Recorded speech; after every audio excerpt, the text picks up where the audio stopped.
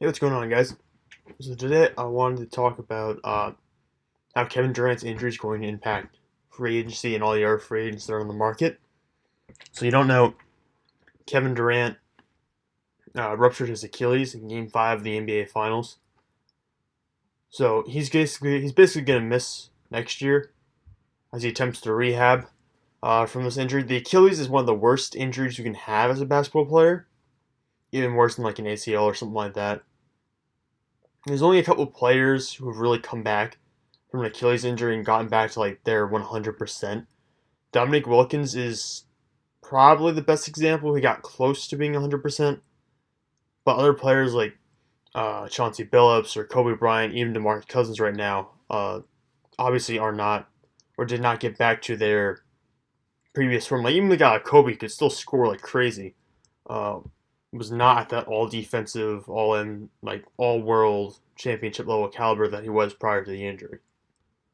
Uh, so obviously Kevin Durant's got a long road back, but he's gonna have a big impact this summer, even though he has this injury, because he's gonna be a free agent. Obviously, and a while back I wrote an article for the top 30 free agents heading into this offseason, and he's obviously my number one.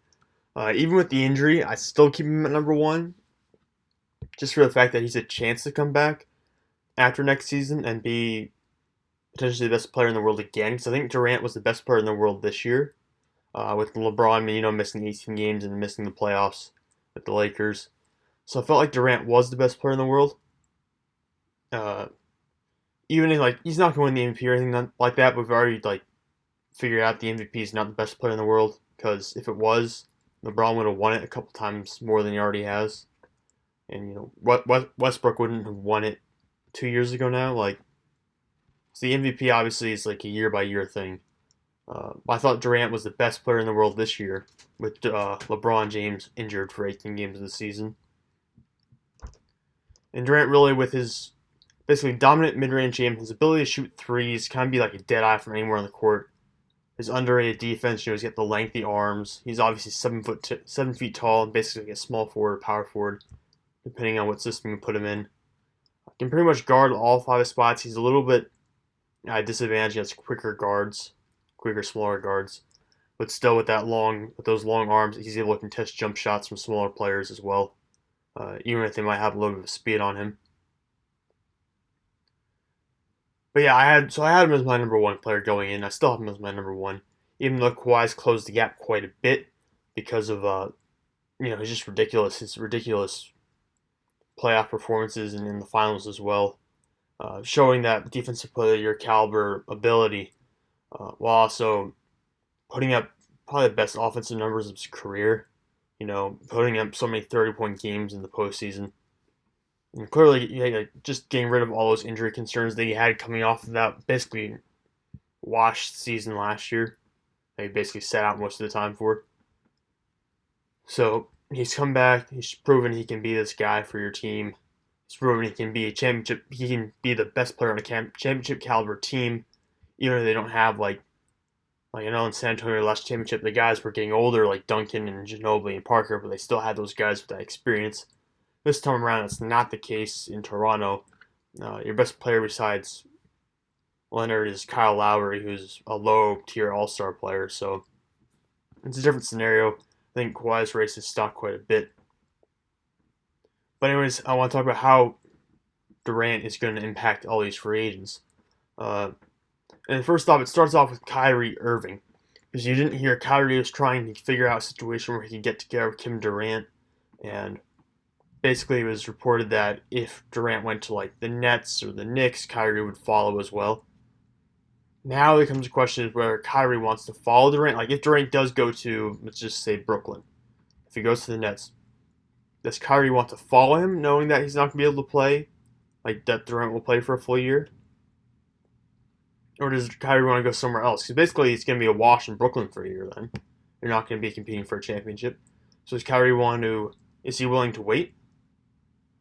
Or like for that year, or is he willing to like just go somewhere else entirely and not follow Durant?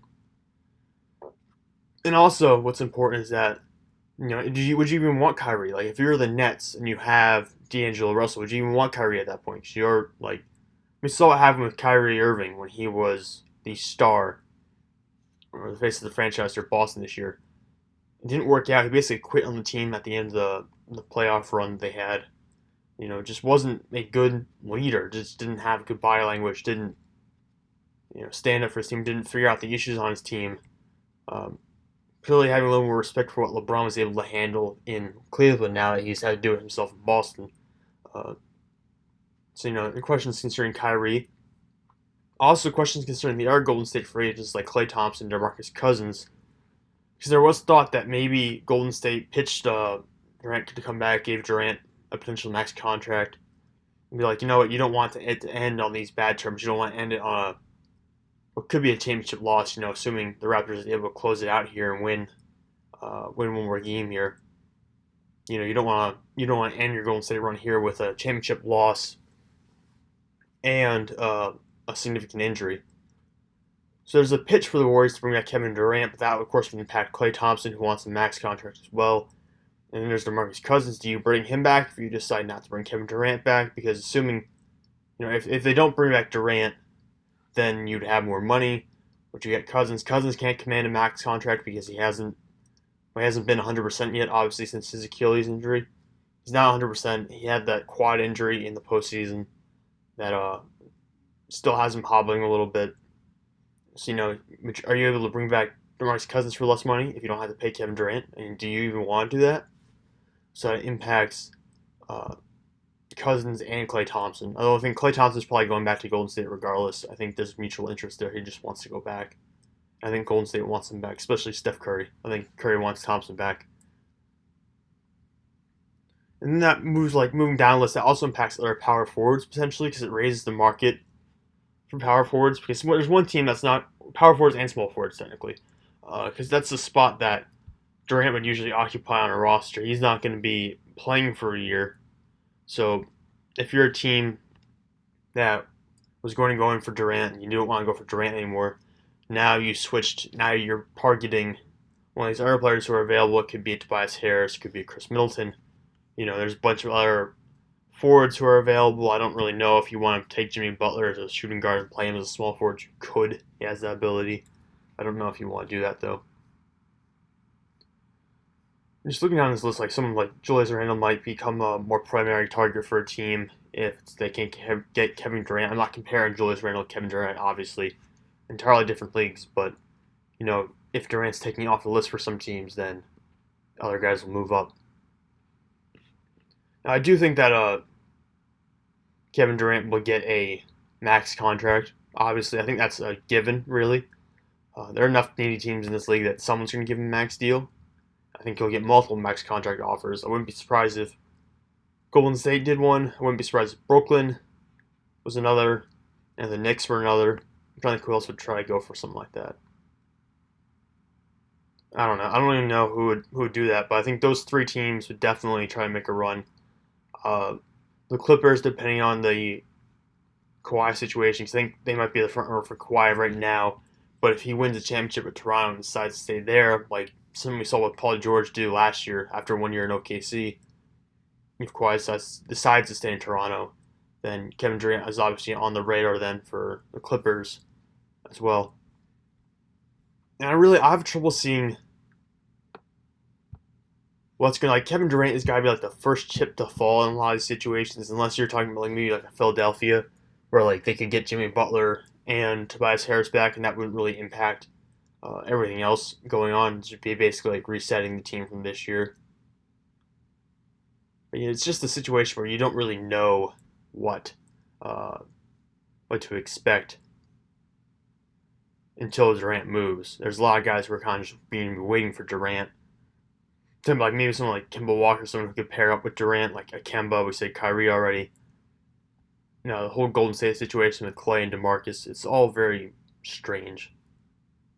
And I think it's going to be a lot less exciting this summer when we do get into free agency because of the Durant injury. We know he's not going to play.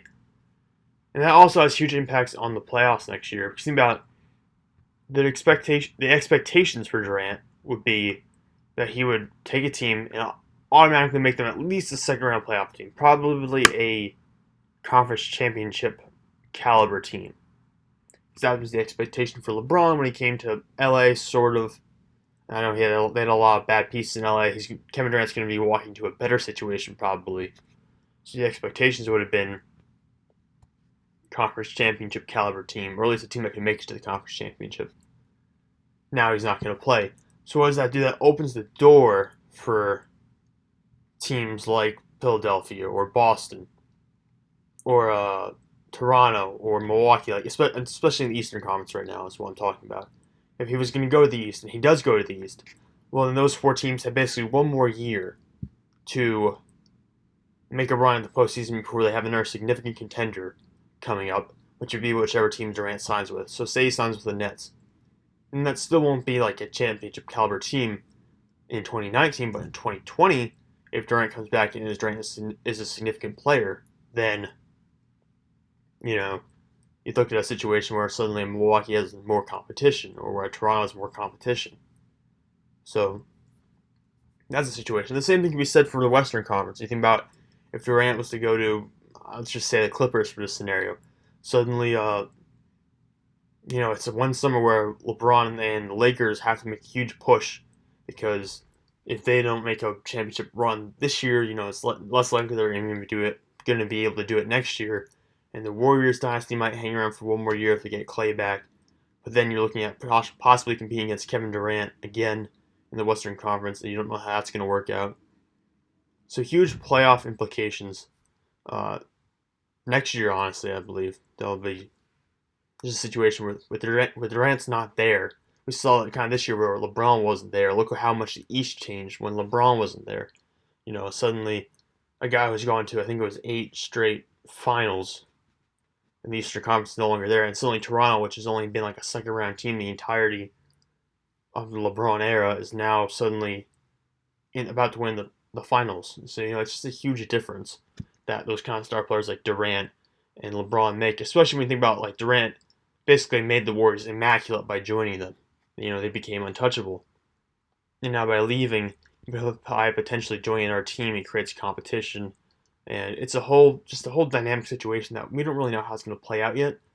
There's a lot of options. I feel like this injuries probably complicate things a little bit, especially for teams, because some teams might drop out of the Kevin Durant sweepstakes. Personally, I don't think I would. I'd be a little more hesitant to sign him, but I would still be willing to at least offer a max contract with the idea that he potentially could come back in 2 years, because he is Kevin Durant. He was the best player in the world this year. And I still think he can be that player again. That's about it. This is pretty much a test video. I know it wasn't very well scripted. I stuttered a little bit throughout it. This is kind of just a test of this new recording system I'm trying out, as well as this room, just to see how everything goes, see how it sounds. If I don't like it, I'll probably delete it. I think I'm still going to upload it, though. I think it should be fine. So this is basically just a trial video. I should have better stuff coming out in the future. But in the meantime, if you like this kind of content as far as like videos or as far as the article you see here, leave a comment or go check out the articles I've written. Search my name. I should be, this is for a website called The Grueling Truth. I've also written for NFL Spin Zone, which is a fan-sided website covering the Seattle Seahawks. That's my beat. So, just check out some of the articles there, and if you like this kind of content, there's a lot of it out there. Probably about a year's worth of it now. So, yeah, that's pretty much all for this video.